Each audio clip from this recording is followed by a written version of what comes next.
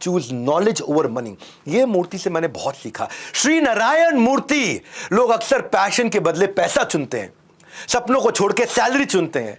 मूर्ति ने पैसे के ऊपर लर्निंग को चुना, क्योंकि वो जानते थे कि एक्सीलेंस होगी तो अर्निंग झक मार के पीछे आएगी। 1969 में IIT कानपुर से एमटेक बड़ी मुश्किल से करी।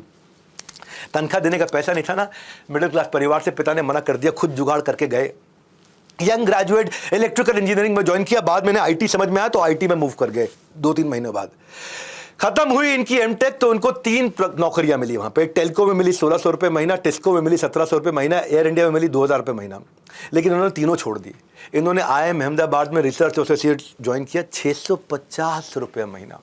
हाँ, क्यों जानते हैं? उस समय कंप्यूटराइजेशन का जमाना था और ये IT से बहुत ज्यादा एक्साइटेड थे।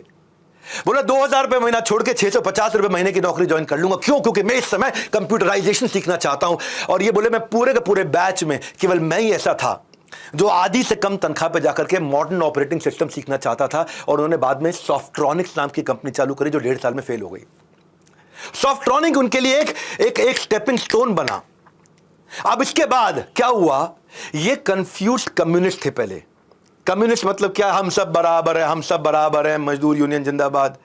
ये बाद में कंपैशनेट कैपिटलिस्ट बने।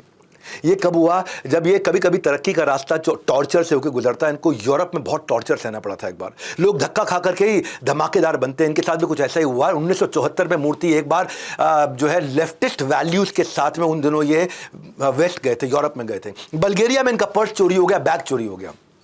अब बैग चोरी हो गया, पर्स चोरी हो गया, मूर्ति परेशान, क्या करे? रेलवे स्टेशन पे सोए रात भर। बड़ी मुश्किल से किसी से टिकट लेकर के इन्होंने एक फ्रेंच कपल के साथ ट्रेन के अंदर कॉन्वर्सेशन कर रहे थे। फ्रेंच कपल में वो जो लड़की के साथ कॉन्वर्सेशन कर रहे हैं, उसके बॉयफ्रेंड को लगा ये मेरी बीवी को या मेरी गर्लफ्रेंड को छेड़ने की कोशिश कर रहा है। उसने पुलिस बुला ली। पुलिस ने 3 दिन तक मूर्ति को 8 बाय 8 के कमरे के अंदर, उस समय 7 डिग्री टेम्परेचर में, लगभग बिना कपड़ों के रखा।